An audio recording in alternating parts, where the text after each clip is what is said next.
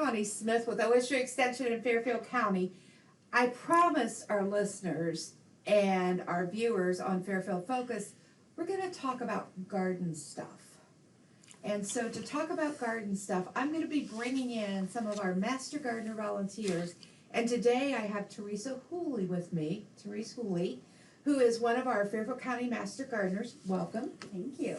So we last year, in the 2019 Master Gardener Training, we encourage our gardeners to tell us something you're passionate about in the garden.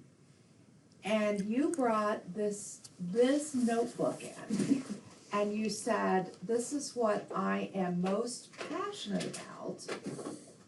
And we were all enamored by this notebook, but then we opened it up and it was like everything in your garden. Yes. And you kind of created this all on your own, didn't you? I think, yes, for the most part. I took ideas from other garden journals, Right. such as what you have. Mm-hmm. And nothing ever really fit my needs as far as the recording of what did well, what didn't do well. I have other things that I put in my journal relative to my market stand. Yeah. So I just needed to create something of my own. Yeah, because I got to tell you, this inspired me to purchase this. And this is how I started. Because I was like, okay, if Terese can do this, well, why can't I do this? And I really liked this journal because it kind of gave me a garden season. So I thought for a newbie, this was perfect because maybe I could get 2 or 3 years in here and I could maybe talk about the weather because that's a big deal when you garden. And you record that here. And then I kind of wanted to talk a little bit about other things in the garden, like insect pressures, maybe some of the things I liked. I even wanted to include some of my pot combinations. Yes, for container gardening. For container flowers. gardening. Yeah, flowers, because, like, I think we all get so excited when, all the first flush of summer annuals come out. And we buy one of each one. And then by about July the 4th, I'm done with summer. You know what I mean? Yes. They're taking too much time. Correct. Yeah, absolutely. They need a lot of water. Yeah, they need a lot of water. Absolutely, yeah. You're absolutely right. So, Terese, tell us a little bit about how you came up with, like, the idea for this journal. What were you really looking for, and how did you come to what you like the best?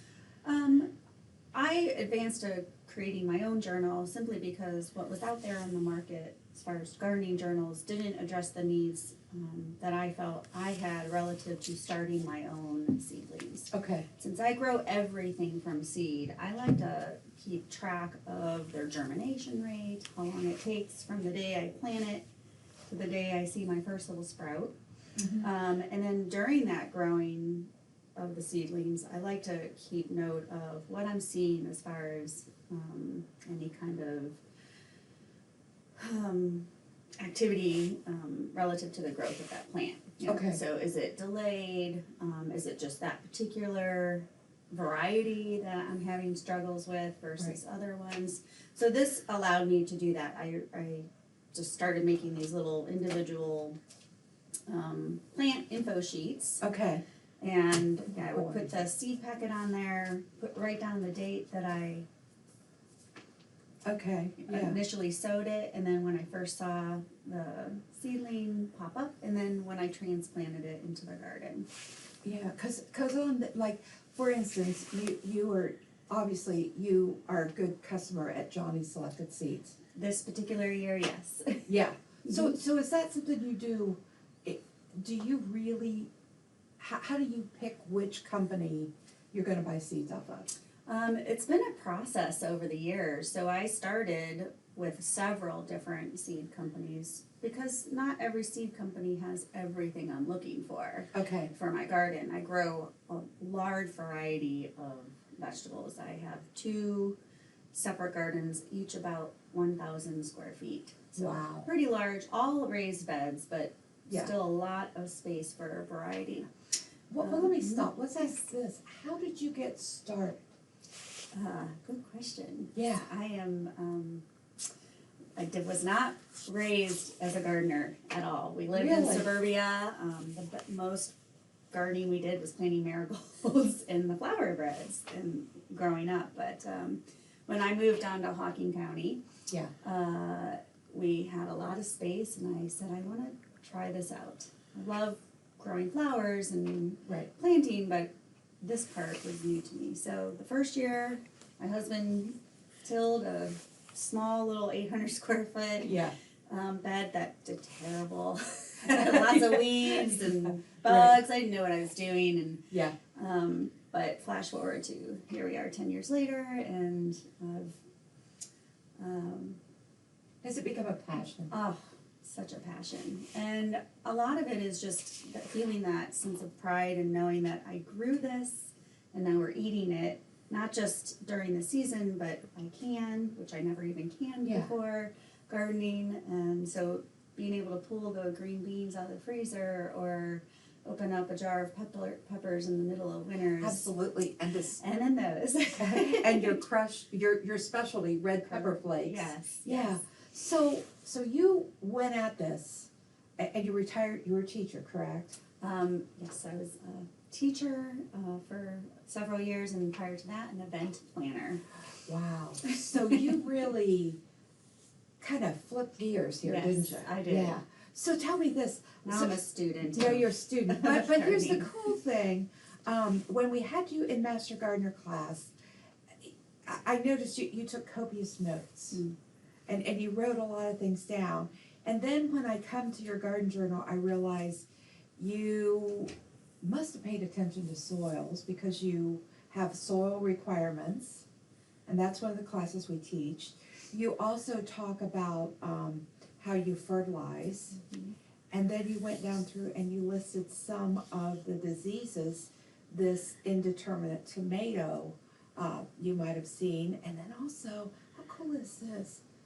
Companion plants. You talked about what you grew with this tomato, and it's a compact heirloom, and it's an indeterminate, which means it will continue to grow and produce fruit. So how many varieties of vegetables do you grow? Oh, geez. Every year is different, depends on what my focus is going to be. So Okay. last year, tomatoes, I just wanted, for the market stand, I really wanted a wide variety of colors of tomatoes. Okay. I love looking through seed catalogs and seeing the little baskets of all these different colored cherry tomatoes. So Okay. visually, I think I just, no different than flowers, vegetables can be visually appealing. Well, you know what they say, they tell you, color your plate and eat your Correct. colors. Yes. So, for teaching young folks how to, garden and do that, I think colors are really important. Oh, yes. So you mentioned something that really intrigues me. You talked about your garden stand, your Mhm. farm stand. Mhm. Tell us about that. Oh, well, so I have a lot of space, which means a lot of plants and Yeah. a lot of vegetables. And there's Mhm. only 2 of us Yeah. in my house. So I asked my husband, well, it all started with, we have a free little library at the end of our driveway. And I don't know if you've heard of that, but it's a place where people can exchange books, drop off books, pick up books, and that comes from my years as an English teacher. I just love to promote reading. Yeah. So we added that to at the end of our driveway. And then with all this extra surplus of vegetables, I hated seeing them go to waste, and most of my friends and family were getting tired of me. Oh no, handing another off. zucchini. Here she comes. Yeah. So my husband, who is a hobby woodworker, I had him build me a market stand that we Okay. put at the end of the driveway. Yeah. And it's for donations only. So I stock it with whatever surplus vegetables I have. And if someone wants to donate to the future Yeah. gardening season, they're more than welcome to, but it's not required. And because I live in a very diverse area, I thought that it would be a great addition to help, Yeah. people who maybe just don't have access to the fresh vegetables. So, Let me ask you this. Mhm. Does it make your heart happy? oh, every time I go down there and I see it empty at the end of the day, it's lovely. Or if I see a couple cars parked in the driveway and they're looking at that and the little fruit library, it's Yeah. exactly why I did it. Yeah. Why do you think gardening gives you that sense of give back? I mean, I think every gardener in our Master Gardener group, and whether you're a Master Gardener or not, we all have that sense of give back. And I can't quite put my finger on that, but we all do that, don't we? I think it's because we understand and value the time and energy it takes to invest into growing those vegetables. So, and then to be able to share them with others it's different than just, donating money to a charity. You've actually put in the time and energy, similar to the Master Gardener program. Right. And so with this, you really have taken this journal, like you even have this broken down, not only by all of the vegetables you grow, but by months, what you do. Yes, so starting in March is Yeah. my calendar. It goes March through August. I mean, Okay. if I get any months after August, that's a bonus. But Okay. it's usually whatever is Yeah. still surviving. But Yeah. this is where I start my seeds, and I plot it out as to when I will start my tomatoes, my peppers. Some like ground cherries need to start very early. They require almost 2 weeks before they germinate. So Okay. I have to record that based on when I'm anticipating being able to get things into the ground. Get started. So Mhm. we're taping this about the importance of a garden journal in February. You're really not on holiday, are you? Because you're thinking about what you're gonna do, and you might even be charting out I am charting. where you're gonna put everything. So let's just show them real Yes. quickly. This is what her garden chart would look like. So this is one of my gardens, and it's from 2019, and then on the back side I have 2018. Because I tried to practice organic gardening, part of that is crop rotation. Okay. So I rotate my crops every year so that I'm not, putting similar breeds, varieties in the same spot. So this allows me to do that. And I also reflect my companion planting in here, so I know where I'm gonna put those in the following years. Awesome. So this is not just, we're gonna be flashing up some pictures of Teresa's gardens. And so you're gonna see how well planned these are, but keep in mind, this was not just an overnight success. So if you're just getting started, this was a 10-year process. Yes. Yeah. I've been probably journaling officially for 5 of those years. Okay. The first few years I was just learning how Yeah. to even be a gardener. Yeah, how to watch seeds grow. Right. Absolutely. Absolutely. But then when after the first year of starting seeds on my own, I thought I really need to know how long this is taking. So I started taking some notes, and then I got a journal. Yeah. And then it just progressed from there until 2 years ago I started creating my own. Okay. Okay. So this is really, I guess the whole thing I want you to understand in this is these journals can be very specific to you. For instance, some things I might write in my journal that you would care nothing about is maybe when we started planting corn on the farm and what the soil temperature might have been, or different things like that. And I kind of get that habit. My grandmother used to keep a little journal of crop planting, more than anything else, just to compare years. Right. And we all know what rainy years does versus no rain. Correct. So that's why these journals are really important. If you're a beginning gardener and you're thinking, I'm just going to go to a box store and buy seeds, that's okay if you're getting started.